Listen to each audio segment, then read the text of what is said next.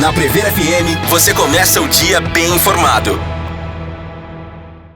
7h03, voltamos com o primeiro jornal ao vivo nesta manhã de terça-feira aqui na Prever FM. E nós estamos recebendo para a nossa entrevista 736 o Dr. Luiz Gustavo Langoni Mariotti, médico geriatra e assistente dos serviços de cuidados paliativos do Hospital das Clínicas da Faculdade de Medicina de Botucatu. Dr. Luiz Gustavo, bom dia, obrigado por estar aqui com a gente, atender a nossa solicitação. Muito obrigado a você, aos colegas aqui da bancada, aos nossos ouvintes. É uma grata satisfação estar aqui nessa manhã de hoje. Muito obrigado. Mês de outubro é o mês do idoso, né? O que seriam esses cuidados paliativos, doutor? O mês de outubro, né? Dia 1º de outubro é o dia que a gente celebra o Dia Nacional e o Dia Internacional da Pessoa Idosa, né? E além de ser geriatra, a minha área de atuação é medicina paliativa. Então eu fico feliz com a sua pergunta, porque o cuidado paliativo, diferentemente do termo que a gente utiliza ele popularmente, né, o termo paliativo, que lembra muito algo que você vai remediar temporariamente, quase que é um cuidado meio que de gambiarra. Na área da saúde não tem nada a ver isso, né? É um cuidado extremamente especializado, com treinamento extensivo, com formação adequada, um trabalho multiprofissional, não são só médicos que atuam nessa área de medicina paliativa e que tem por finalidade última melhorar a qualidade de vida de pessoas que são portadoras de doenças crônicas, muitas delas avançadas, incuráveis, e o olhar não é apenas para a pessoa que é portadora da condição ameaçadora da vida, né? Mas também olhar para as necessidades dessa família, porque, Márcio, quando a gente adoece, muitas das vezes a gente tem o quê? Um sofrimento físico, com dor, com falta de ar, a gente perde a vontade de comer, enfim. A gente tem um impacto do ponto de vista social, porque às vezes a gente tem que deixar de trabalhar temporariamente, a gente tem um impacto emocional, porque a gente fica triste, fica ansioso. E muitas das vezes tem um impacto espiritual. Por que isso está acontecendo comigo? Mas a gente pode se revoltar com Deus, com a força maior, enfim, com aquilo que a gente acredita, né? Então a gente está atento às fontes de sofrimento relacionado ao adoecimento grave. Esse é o trabalho de uma equipe ou dos profissionais que atuam em cuidados paliativos. E esses cuidados têm aumentado, afinal de contas, a probabilidade de vida do brasileiro aumentou bastante, né, nos últimos anos. Então, a preocupação também com esses cuidados tem aumentado. Sim, é uma recomendação de várias sociedades médicas, Sociedade Americana de Cardiologia, Sociedade Americana de Neurologia, Sociedades Americana e Europeia de Oncologia, por exemplo, de que cada vez de forma mais precoce, junto com as abordagens voltadas para a doença, a gente possa ter também o trabalho de equipe de cuidado paliativo associado ao cuidado a essa pessoa. Então, além de cuidar da doença, nós vamos cuidar da pessoa na sua integralidade. Aqui no Brasil, atualmente, estima-se que cerca de 600 e poucas mil pessoas necessitam de um acompanhamento com serviços de cuidado paliativo, sendo a grande totalidade para pessoas adultas e cerca de 30 mil voltadas para as crianças, porque a gente tem que lembrar que crianças também adoecem gravemente, né? Nascem muitas das vezes com alguma malformação ou durante a infância pode ter algum adoecimento grave, como câncer, como outras condições, e a gente precisa também ter esse olhar. E no Brasil, os estados da região sudeste e sul é onde nós encontramos um número maior de serviços de cuidado paliativo. Se você vai para o norte, nordeste, essa percentagem ela é menor. E recentemente a gente teve a aprovação da Política Nacional de Cuidado Paliativo, né, que carece apenas de uma oficialização na questão de liberação de recursos para fortalecimento das equipes, sobretudo em nível da atenção primária de saúde. Eu até abri aqui, viu, Márcio, para ver agora entrando na questão da geriatria, né, que é o cuidado com os idosos, porque acho que o paliativo ele também não está ligado à geriatria. Pode ser que alguma pessoa com acima de 60 tenha necessidade, mas a geriatria acho que é muito específica também, né? Perfeito. Tem os cuidados diferentes. E eu já tinha ouvido falar, mas não tinha cravado na minha memória, o doutor trouxe aqui antes da gente entrar ao ar, que mudou agora a figurinha dos 60 a mais. Né, que antigamente o cartão do idoso ele tinha lá o senhorzinho com a bengalinha já curvadinho. Isso. Agora não, é uma pessoa como que o senhor usou? Fit? Tá fit aqui, ó, e tem a nomenclatura 60 a mais, é uma pessoa normal que têm mais de 60 anos, né? Isso. Ao que o senhor associa, até trazendo a pergunta do Márcio, a expectativa de vida ela aumentou no Brasil, né? Qual a associação que o senhor faz para melhorar, para a gente ver hoje essa figurinha aqui sem a bengala e com uma pessoa fit? Eu acho que essa mudança sinaliza a necessidade que a gente tem enquanto sociedade de mudar o perfil, a nossa visão, melhor dizendo, em relação à pessoa idosa. Porque infelizmente ainda, André, muitas das vezes as pessoas têm a ideia de que o idoso geralmente é aquela pessoa que tem que ficar mais em casa, é aquela pessoa que não pode mudar de profissão, não pode se aventurar a fazer novos projetos, ter novos objetivos, né? É aquela pessoa que às vezes é tida como teimosa. E eu pergunto, quem de nós aqui, né, que também não é teimoso? Não é? Então não é uma característica apenas da pessoa idosa, né? Então, eu acho que a mudança dessa figura sinaliza pra gente o combate que a gente precisa realizar contra o idatismo, que é o preconceito contra a pessoa idosa, né? Uma outra ideia, por exemplo, é como se a pessoa idosa não tivesse a manifestação da sua sexualidade de forma integral, da sua, sabe?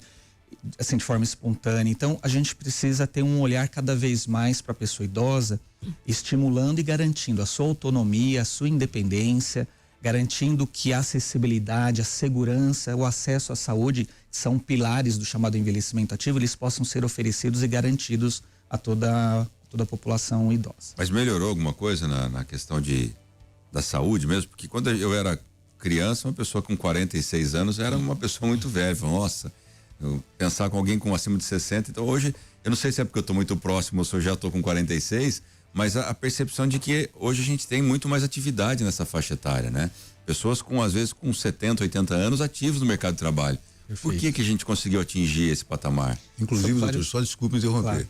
Ativas no mercado de trabalho, lembrando que ontem o presidente da República fez 80 anos. Exatamente. O presidente da principal nação do mundo, a mais poderosa do mundo, vai fazer 80 anos. Isso. Então, quer dizer, com 80 anos estão liderando países, né? Não, e ontem eu vi uma foto, um vídeo, na verdade, que mostrou os artistas Tony Ramos, Maria Murtinho, Antônio Pitanga, e eles estavam inaugurando o Hall da Fama lá na TV Globo e tal. Então, assim, pessoas que estão, né? Ari Fontoura, que está fazendo agora a novela, acho que se não me engano, das 19 horas.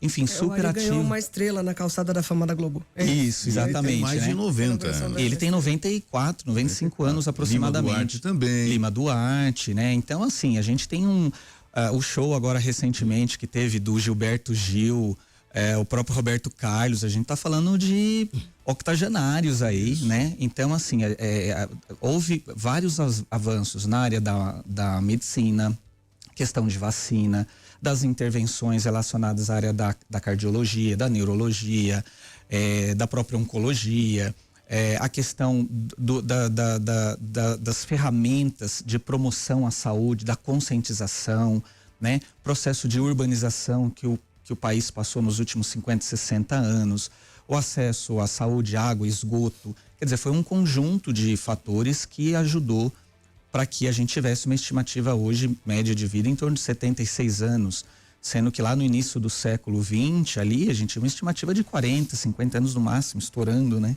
Então, a gente tem avançado muito. O grande detalhe é que esse processo de transição demográfica que aconteceu nos países desenvolvidos, Estados Unidos, Europa, Japão, aconteceu de forma mais lenta por algumas décadas. E no Brasil, a gente está percebendo essa aceleração da população mais idosa de forma mais rápida. Então, esse impacto, né, ele é muito maior em diversas dimensões. Outro dado importante é que a população acima de 60 anos, hoje ela é maior do que aquela população entre 15 e 24 anos. Então, é algo em torno de 15% dessa população 60 a mais, 15,4%, com 14 ponto alguma coisa da população. Então, a gente tem muitos desafios daqui para frente nas próximas décadas, né? Doutor, é perceptível que, ao meio a tudo isso, a grande quantidade de idosos no Brasil, que o etarismo aconteça. O preconceito, de repente, e eu falo por experiência própria, né? Eu tenho 65 anos. De repente, uma uma história de vida, uma experiência de vida que às vezes você vai comentar com um jovem, de repente fala, ele não está sabendo o que está falando, ele está gagá, ele está não sei o quê. Mas o etarismo, né? O idadismo que o senhor citou, que são, né? São termos sinônimos parecidos, né? Acontece muito, né? Acontece muito. E às vezes, quando o idoso tenta, através da sua experiência de vida, tipo assim, não põe a mão aqui que vai queimar. Como é que você sabe? Porque eu já me queimei há 30 anos atrás. E o jovem vai e põe a mão e queima, né? E esse preconceito, como que o idoso está lidando com isso? Como é que a medicina, como é que os cuidados paliativos lidam com o etarismo?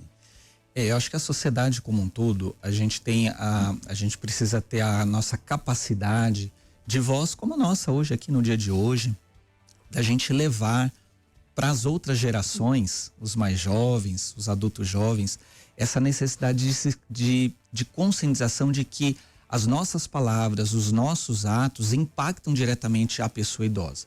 E a gente precisa lembrar, né, que o adulto de hoje é a criança de ontem e o idoso de amanhã, se a gente tiver o sucesso de chegar lá. Então eu acho que ter a empatia, considerar que a pessoa idosa é uma pessoa de direitos, e procurar através da intergeracionalidade, né, que é um termo muito bonito e que significa que o convívio entre as gerações não só ajuda a pessoa idosa a envelhecer melhor, com menos transtorno mental, com melhor qualidade de vida, com maior expectativa, como também a gente tem essas ferramentas para a gente mostrar que o convívio próximo, a gente tem muito o que aprender com as gerações. Outro dia eu estava lá na minha casa e eu vi a minha sogra junto com a minha filha, elas preparando alguma coisa lá na bancada, lá da pia da mesa. E aí eu fiz questão de registrar esse momento, tirar uma foto e de ver assim, puxa, o quão sucesso eu estou tendo como pai de proporcionar isso e mostrar para ela o quão é importante ter a avó do lado, porque as minhas principais memórias e o que me levou de alguma forma a ser geriatra foi o convívio com os meus avós, né? Ontem eu fui fazer uma visita em domicílio e eu vi que tinha ali na casa que eu fui fazer a visita, eu vi que tinha uma senhora com um jardim lindo e que tinha sabe aqueles copinhos que o beija-flor vai lá para poder... Isso me remeteu imediatamente à minha avó paterna, que na garagem dela tinha isso. E eu acabei, além de ter essa memória, de valorizar para o outro que esse momento é importante, do convívio com os netos, do convívio, né, com os filhos. Então eu acho que isso é muito importante. Eu acho que é no dia a dia, é nos exemplos que a gente combate qualquer tipo de preconceito, né? E agora, na questão do aumento da expectativa de vida ainda, eu vou até usar um exemplo aqui. Eu tenho um Fusquinha 79. 79. Ele roda, ele anda, ele tá perfeito. Só que ele tem vazamento de óleo, tem folga no volante. É a mesma coisa com o idoso, né, Márcio? Não é assim? É isso mesmo. Você passa dos 60 hoje com folga, chega lá para os 80, que é a nossa expectativa 90 de vida. ou 100 anos. Mas você começa a ter ali um probleminha aqui, um probleminha ali. Quais são os principais problemas que o senhor atende em consultório, né? Das pessoas que passam dos 60 anos, que continuam em atividade, mas com esses probleminhas, quais são os principais, de que forma a medicina tem trabalhado para amenizar isso, para que a pessoa consiga chegar lá aos 90, 80, com qualidade de vida e sem com esse sofrimento, doutor? Perfeito. Então a gente precisa entender que o envelhecimento, ele acontece de forma natural, com os processos esperados, que não impactam tanto na vida da pessoa. Por exemplo, quando os cabelos ficam brancos, a gente passa a ter um risco maior de desenvolver a catarata. Às vezes a gente pode ter uma alteração leve da capacidade auditiva sem nos impactar no dia a dia. A gente pode ter algumas alterações de memória, uma lentificação no processamento de algumas informações, de algumas tomadas de decisão, mas que isso não impacta e não gera um transtorno importante. Então isso a gente chama de senescência, que é o envelhecimento normal. E tem um marco a partir dos 60? Então, a partir geralmente dos 30, 40 anos, a gente percebe que, por exemplo, a tendência de a gente perder massa muscular, que é uma tendência relacionada a esse processo de envelhecimento, começa a acontecer. Então, por isso que a gente diz, né, que uma das poupanças que a gente tem que fazer, além da financeira nos tempos atuais, é a gente fazer a poupança da musculatura, né, da massa muscular. Então, esse é um processo. Então, esse processo natural a gente chama de senescência. O processo do envelhecimento, que é patológico, que é aquele onde a pessoa vai acumulando uma carga de doenças muito grandes, a gente chama de senilidade, né? E aí a gente tem várias doenças que são prevalentes na pessoa idosa. As doenças osteoarticulares, hipertensão, diabetes, dislipidemia, obesidade. A gente tem cerca em torno de 27% da população idosa está obesa, né? Ou apresenta obesidade. A gente tem as chamadas síndromes demenciais, onde a doença de Alzheimer ele representa cerca de 60%, 70% dos casos.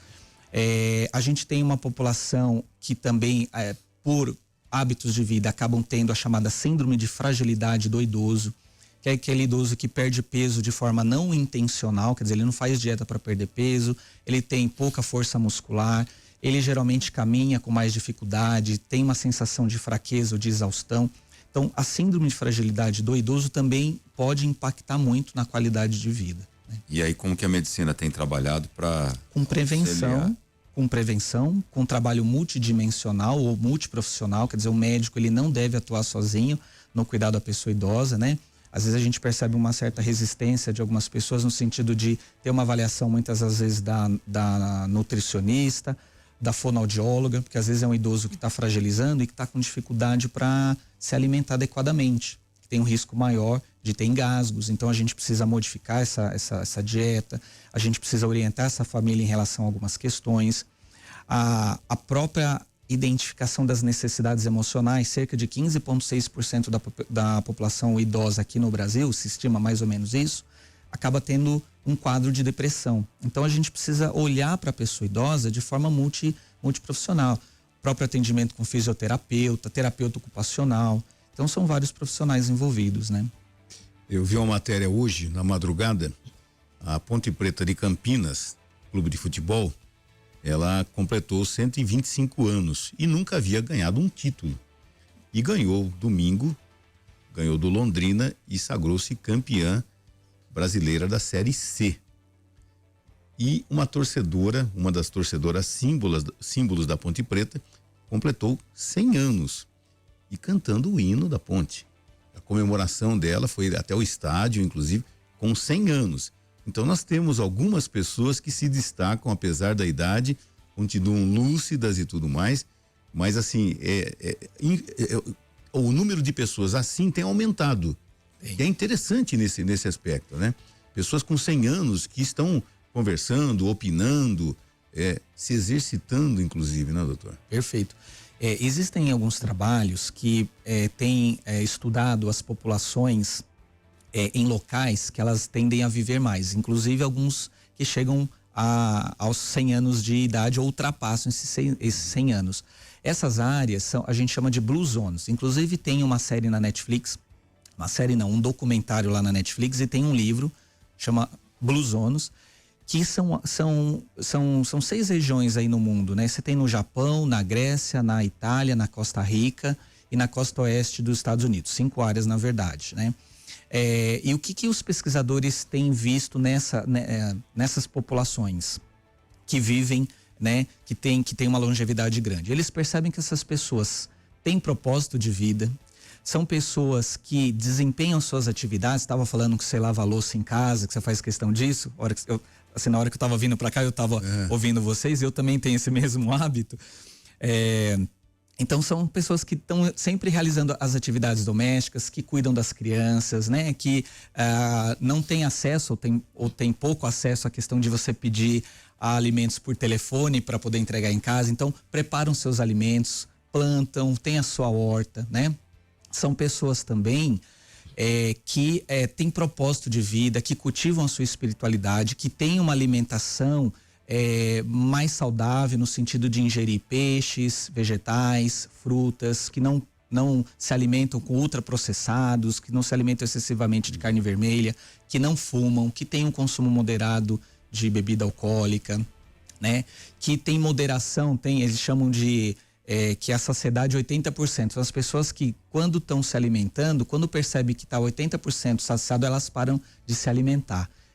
Consomem bastante azeite, frutas, enfim, e que são populações que têm em comum que as relações afetivas, as relações entre amigos, as conexões sociais são muito fortes. Então são características dessas Blue Zones, que são essas áreas onde as pessoas têm maior longevidade no mundo. No Brasil nós temos a Blue Zone? Existe uma cidade que chama Veranópolis, lá no sul do país.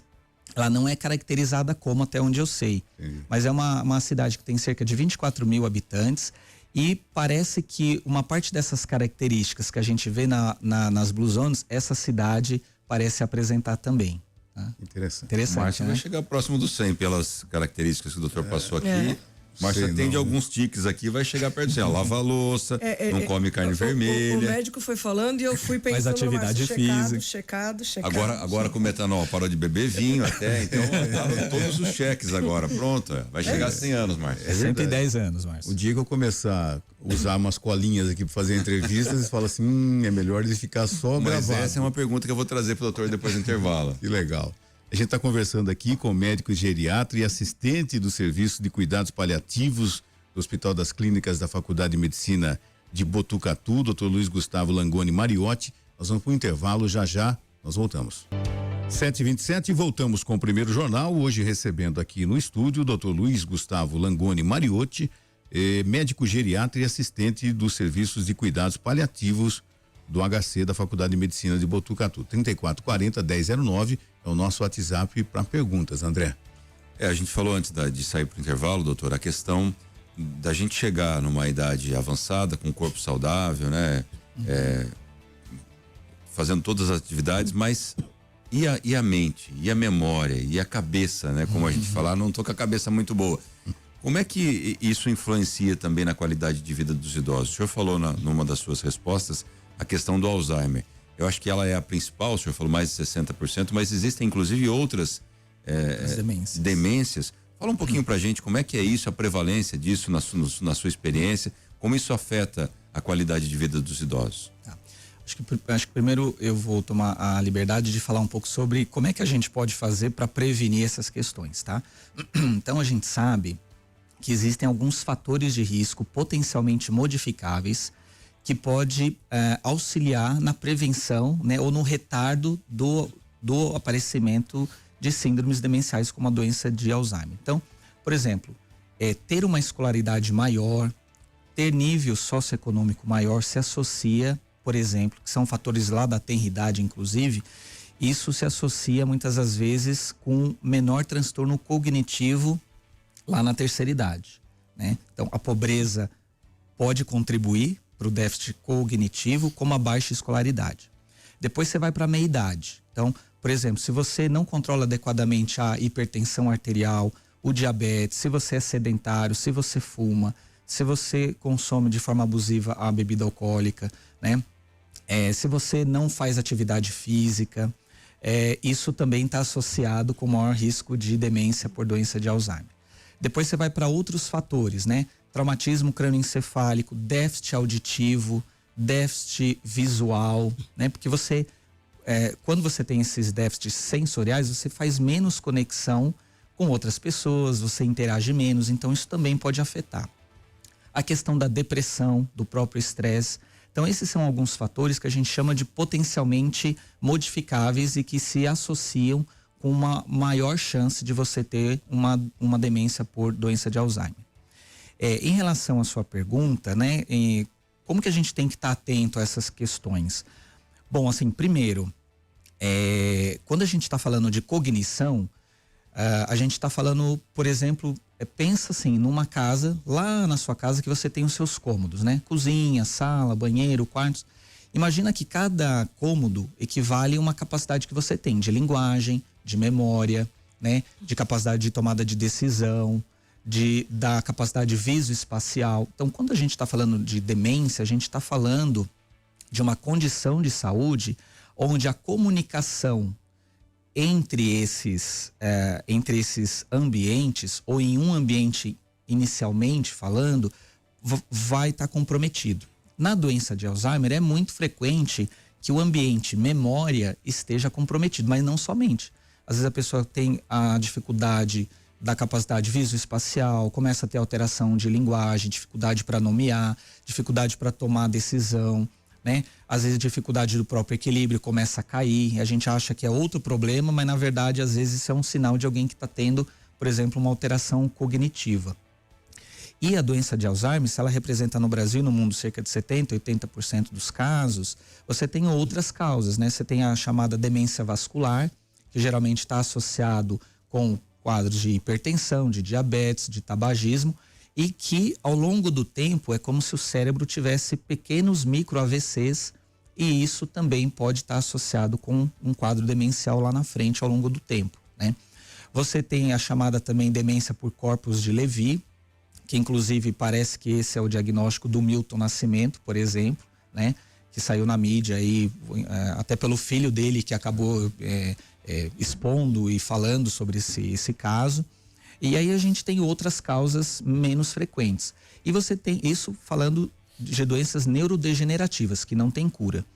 Mas sempre quando você está fazendo uma suspeita de uma síndrome demencial, você tem que correr atrás de coisas que podem estar interferindo na memória, mas que não são doenças neurodegenerativas. Por exemplo, problemas da tireoide, deficiência de vitamina B12, às vezes é uma pessoa que está tendo algum agravo renal agudo, por exemplo, que a gente chama de insuficiência renal. E aí são coisas potencialmente reversíveis, quer dizer, você trata, ou alguém que faz um diagnóstico de uma doença infecto-contagiosa, como um quadro de hepatite, HIV, sífilis. Então você identifica, né, você faz esse screening, procura identificar coisas potencialmente tratáveis ou reversíveis. Se você não encontrar, aí você vai fazer uma avaliação neuropsicológica mais detalhada para você entender um pouquinho melhor desse estado cognitivo, né? O senhor falou que não tem cura, né? Aí na sua fala. Qual a dificuldade, né, de tratamento? O tratamento até existe, acho que daí entra até na questão paliativa, não sei se esse é o termo, mas você dá um pouquinho mais de qualidade de vida para o paciente. Não sei se retarda ali o Alzheimer, por exemplo, mas por que ainda a medicina não conseguiu curar isso? Aonde esbarra a dificuldade? O senhor, como geriatra, acho que deve se perguntar às vezes o que falta para a gente chegar na cura, né? Eu acho que talvez falta um caminho longo, viu, André? Não sou uma pessoa pessimista, sou uma pessoa muito otimista, mas talvez a gente está falando de uma condição, né? A gente está falando de um órgão extremamente nobre e que talvez existem inúmeros outros fatores, né? Que acabam desencadeando o processo do adoecimento e que a gente talvez não consiga cobrir tudo. Porque na doença de Alzheimer você tem um acúmulo de proteínas que deveriam ser limpadas ou que não deveriam se acumular. E que elas se acumulam com a participação desses fatores de risco que a gente comentou anteriormente. Então, das medicações que a gente tem disponíveis hoje, o intuito é realmente retardar a doença. Ponto. Não é realmente curar. Dos tratamentos mais recentes que têm sido lançados, que têm sido pesquisados, inclusive com uma das drogas que foi aprovada pela Anvisa, né, que é o donanemab, que é um anticorpo monoclonal, a ideia é você limpar um pouco dessas proteínas que se acumulam, né? Só que é uma medicação extremamente cara, estima-se que o custo seja de 35 mil mensais, mas toda uma avaliação periódica que você tem que fazer com ressonância nuclear magnética, etc. tal, porque você tem efeitos colaterais bastante importantes, desde um edema cerebral até como sangramento cerebral. Por isso que pessoas que usam anticoagulante oral não poderiam fazer parte do tratamento para essa droga, né? Existem outros critérios também de exclusão. Então a gente está falando ainda de um tratamento que pode talvez reduzir cerca de 35% a progressão da doença, então não é a cura ainda, também é progressão, por um tempo talvez em torno de 1 ano e meio, um pouco mais ou menos, né? Mas a gente ainda, eu penso que ainda o foco principal em termos de saúde pública, em termos de saúde populacional, é a gente atuar nos fatores de proteção, é a gente controlar os fatores de risco. Eu acho que a melhor coisa que a gente precisa continuar fazendo é o arroz com feijão. Bom, são 7h35, perguntas de ouvinte, Ellen? Tem pergunta de ouvinte aqui, a Flávia, cozinheira, ela falou que ela conhece o doutor. E um abraço para você, viu, Flávia? Ela gostaria de saber sobre os benefícios de atividade como corrida, por exemplo, na vida dos 50 a mais, que é o caso dela que virou corredora. A Flávia é uma corredora nata, né? Uma pessoa muito querida e é um exemplo, na verdade, para todos nós.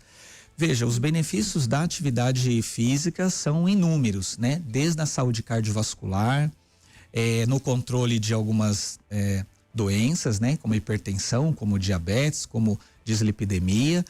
E a gente tem que lembrar que a atividade física na pessoa idosa, ela também se associa com uma melhor saúde cognitiva e uma melhor saúde emocional, né? Então hoje, quando, por exemplo, você vai tratar um quadro de depressão, um dos pilares do tratamento é a atividade física regular, aeróbica ou resistida, né? Que seria interessante a gente associar essas duas modalidades. Então isso faz parte do arsenal, né? E um dado importante, aproveitando essa pergunta, é que a gente brinca, né, entre nós, os médicos, em especial os geriatras e os gerontólogos, é que a gente tem um sexto sinal vital importante, que é a velocidade de marcha. Então, o que é isso? Isso é fácil, a gente faz isso no consultório, lá nos ambulatórios, que é você, por exemplo, medir a velocidade que a pessoa, com a qual a pessoa caminha por 4 metros, por exemplo, e você cronometra. Se essa pessoa tem uma velocidade de marcha acima de 0,8 metros por segundo, 0,8, 0,9, 1,2, etc., estudos populacionais já têm demonstrado que essas pessoas vivem mais do que aquelas que têm uma velocidade de marcha menor. Então esse é um sinal importante que quando você pega a pessoa idosa e que talvez você perceba que ela está com mais fraqueza muscular, uma velocidade de marcha reduzida, você faz alguns outros testes funcionais que ela tem um baixo desempenho, é aí que você tem que ter o olhar e o gatilho de orientar e de intervir para que ela melhore esse desempenho e para que com isso ela consiga, obviamente, ter uma longevidade maior. Mudar a letra da música do Renato Teixeira, do Almir Sater, né? Ando devagar porque já tive pressa, não, vou acelerar esse passo. Muito bem lembrado. Medindo aqui já, vou começar a medir aqui. Bom, daqui até a redação, ali. Quanto tempo dá? Quanto tempo eu faço? Perfeito. Mas aí, se vocês me permitem, até uma outra intervenção aqui, o doutor falou da velocidade de marcha, uma outra doença também que acomete principalmente a faixa mais dos 60 a mais é o Parkinson. Como é que também está associado isso à idade? Eu, inclusive, tenho um irmão que é portador de Parkinson, então, assim, a gente sabe qual é a dificuldade disso no dia a dia. E acho que um dos primeiros sintomas, né, além do tremor, é a redução da marcha. Então, como é que está associado o Parkinson à idade também? É uma doença exclusiva dos idosos? Não, você tem pessoas mais jovens, e aí, claro, até fazendo uma comparação com a doença de Alzheimer, a prevalência maior da doença de Alzheimer é após os 60, 65 anos. Mas você também pode ter o Alzheimer de forma precoce, né? Que aí você tem uma questão genética geralmente mais associada. No Parkinson, embora com o processo de envelhecimento você pode ter uma frequência maior, mas você encontra também em pacientes mais jovens. Tem uma jornalista da Globo, né? Aqui em Botucatu tem uma jornalista que nós temos. Que com 40 anos aproximadamente acabou tendo o diagnóstico, né? Verdade. Então também, assim como outras doenças que afetam a população idosa, também a atenção multidisciplinar é extremamente importante, né? Fisioterapia, atividade física, suporte emocional, porque veja, quando você está diante de um diagnóstico, de uma condição que você tem controle da doença, né? Isso não tem como não abalar as pessoas emocionalmente falando, né? Ou existencialmente falando, muitas das vezes. Então, o trabalho multiprofissional nessas condições crônicas de saúde, ele é extremamente importante. 7h39, tem mais perguntas de ouvinte? Tem uma pergunta, na verdade, comentário aqui, né? O Marcelo falou para aproveitar o gancho do mal de Parkinson para falar do Ozzy, né? Que sofreu, o Ozzy Osbourne sofreu com Parkinson também nos últimos anos. O Marcelo comentou aqui que assistiu um documentário que mostrou a rotina do idoso Ozzy Osbourne também, né? A Valéria perguntou a respeito aqui ela comentou, na verdade, sobre a mãe dela, que nos últimos dias falou que o pai, na verdade, anda sentindo muita tontura pela manhã, e em casa, esses dias atrás, ele foi almoçar e também sentiu muita tontura, o que poderia ser, se é alguma coisa para se preocupar, enfim.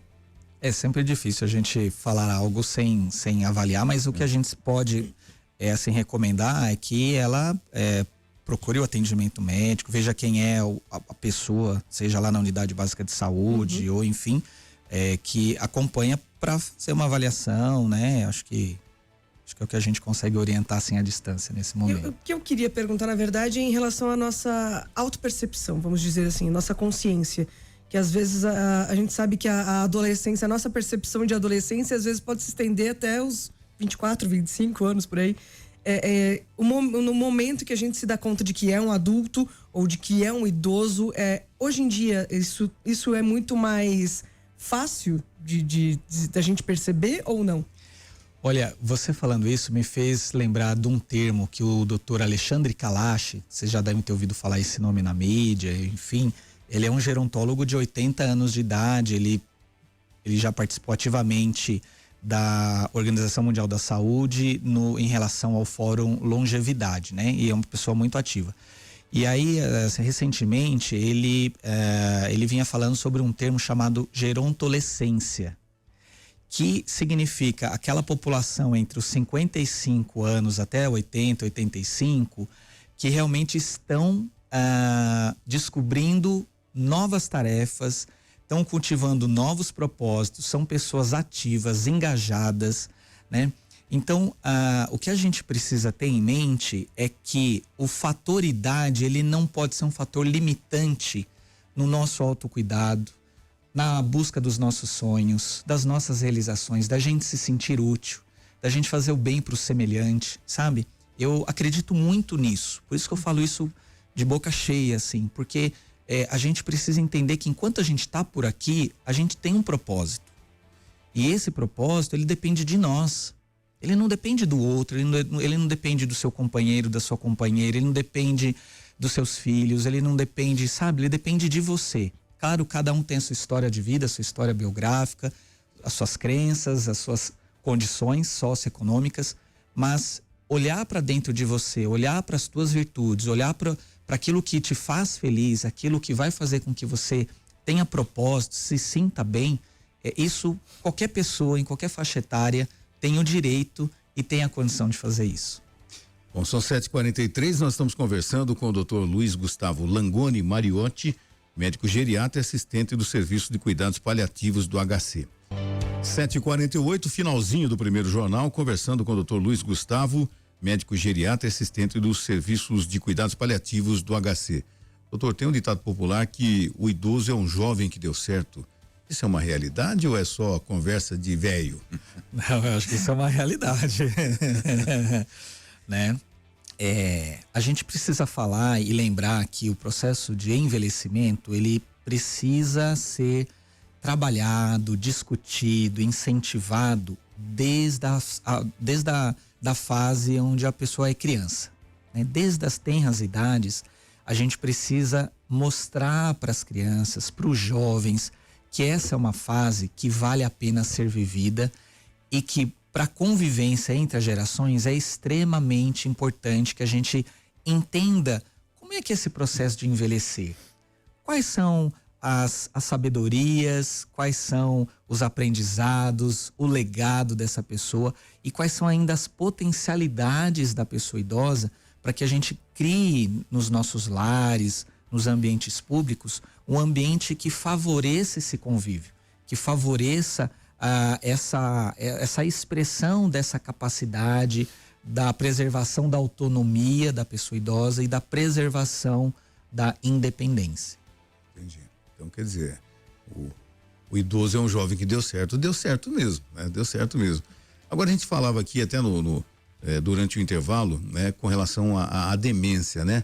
Uma coisa que eu tive isso com minha mãe, e de repente ela conseguia lembrar com detalhes, com riqueza de detalhes, de coisas da infância, de coisas na fazenda, do que o meu avô fazia, do que minha avó fazia, e de repente ela não conseguia se lembrar se ela tinha almoçado em questão de minutos após o almoço. Por que isso, doutor? Porque geralmente o acometimento da doença pega uma área do cérebro chamado de hipocampo. E é ele que é o responsável pela preservação das nossas memórias, né? Em especial, quando a gente apresenta a doença, é a memória recente que vai ficando mais prejudicada. Depois, com o passar do tempo, as outras memórias também são afetadas. Entendi. Mas, em especial, é a memória recente, né, que fica prejudicada. Então, portanto, às vezes é a pessoa, como você deu o exemplo, de alguém que acabou de comer e, mas a gente não vai almoçar? Ou acabou de tomar um medicamento, ou perguntou qual é o dia da semana e de repente fica repetitivo e pergunta 2, 3, 4 vezes, né? Então, é por isso. Esse é o motivo. E com tudo isso, é muito importante, aproveitando o gancho aí da sua colocação, da sua pergunta, é a gente ter a capacidade de orientar adequadamente os cuidadores e os familiares, né? Porque quando a gente orienta e sinaliza aquilo que pode acontecer, explicar o porquê desses sintomas, dos sinais e como instrumentalizar essas pessoas para como elas podem lidar melhor com a pessoa que apresenta esses sintomas, seja da memória, como sintomas comportamentais, né? Tem pessoas que às vezes ficam perambulando pela casa, ficam mais agitados, trocam dia pela noite, né? Às vezes tem alterações de comportamento, ficam mais agressivos. Então, todo esse trabalho multidisciplinar, ele é muito importante para dar base de suporte a essa família, a esse cuidador, para que eles saibam lidar melhor com essa, né, com essa situação. Posso mudar um pouquinho o assunto aqui? Que a gente falou da mente, do corpo, mas também chegam as dores, né, doutor? E a gente vive agora uma situação atual, até por conta das redes sociais, que é a suplementação. Tudo tem que suplementar. Vamos tomar vitamina, vamos tomar... Gostaria de saber qual que é o seu pensamento com relação a isso, né? Essa suplementação generalizada, se isso é bom, é ruim, qual que é a sua visão sobre isso? Digo aqui, por exemplo, vou trazer... A gente estava falando essa semana de um produto, como que é o nome, aquele pozinho branco que as pessoas costumam tomar? Creatina. Isso virou indiscriminado. Todo mundo tem que tomar creatina. É assim que funciona? Não é assim que funciona. Né? A gente, dentro da geriatria, a gente diz assim, que o melhor suplemento ainda é, obviamente, a alimentação saudável. É a quantidade adequada de proteínas, dos micronutrientes, das frutas, das fibras, né? Essa é a melhor, é o melhor suplemento que a gente pode ter. Claro que dependendo da condição da pessoa idosa, alguém que, por exemplo, foi hospitalizado, teve um quadro de infecção, ficou internado lá mais do que 1, 2 semanas por algum motivo, com a perda de massa muscular, com a alteração do próprio apetite, muitas das vezes, junto com o nutricionista, a gente vai orientar talvez a necessidade de alguma suplementação em especial. Ou naquela pessoa idosa que não tem nenhum problema de saúde, mas que, por exemplo, tem alguma deficiência, por exemplo, de vitamina B12, que você vai fazer uma suplementação, tá? Ou, por exemplo, alguém que tem osteopenia ou osteoporose, que vai precisar da suplementação do cálcio e da vitamina D, né? Sob determinadas condições. Então, a questão da generalização, né, do uso de suplemento, isso é muito ruim, até porque há uma tendência entre os idosos de terem uma carga de doença maior. Então, são pessoas que geralmente acabam usando 5 ou mais medicamentos por dia, que a gente chama de polifarmácia. E qual que é o detalhe da polifarmácia? Que a polifarmácia está associado com maior risco de eventos adversos, maior número de hospitalizações, porque você tem ali um monte de medicamento que pode interagir, às vezes a pessoa pode usar de maneira inapropriada, e geralmente isso pode trazer, pode dar ruim para a pessoa, né? Então, o que acontece? A gente precisa ter sempre assim, cuidando da pessoa idosa, a gente precisa tomar cuidado também com a polifarmácia, né? Então, se você vai agregando coisas que você já não tem tanto benefício numa determinada situação, mas as outras medicações que ela já usa já de forma habitual, a chance de você correr o risco e de você ter interação e disso trazer um desfecho ruim para a pessoa acaba sendo maior. Então a gente precisa ter um certo cuidado em relação a isso, evitar, né? Anos atrás a gente começou a perceber que grupos de idosos começaram a se concentrar para fazer aquela viagem de turismo, todos juntos, para fazer atividade física, para frequentar uma academia. Tem academias específicas em horários específicos para idosos, cruzeiros, enfim. Até que ponto isso é benéfico para você se sentir inserido dentro de um grupo, independente da idade, mas especificamente um grupo de idosos? Até que ponto isso é benéfico, doutor? Isso é muito benéfico, né? E aí você falando isso me fez lembrar de uma proposta que já desde a década de 70 vem acontecendo no mundo, que é a chamada cohousing, né? Então, por exemplo, existem alguns lugares fora, e aqui no Brasil esse processo tem ocorrido, que é assim, as pessoas moram nas suas casas de forma individual, mas elas compartilham ambientes em comum, a área de lazer, a cozinha, a lavanderia, né? Então esse é um processo que tem ocorrido E muito provavelmente motivado pelo entendimento de que, primeiro, a gente tem tido menos filhos, né? Muitas vezes, ou tendo filhos, eles acabam indo morar fora, em outra cidade, em outro país. E a necessidade de ter o suporte com quem contar e de manter essas conexões sociais, né? Então a gente sabe que o isolamento, né, para a pessoa idosa ou a solidão são fatores que aumentam o risco de morte dessa população, né? E tem mais um outro item, aproveitando isso que você está falando, né, que é um segredinho aqui que eu vou contar no ar, que é o seguinte, né?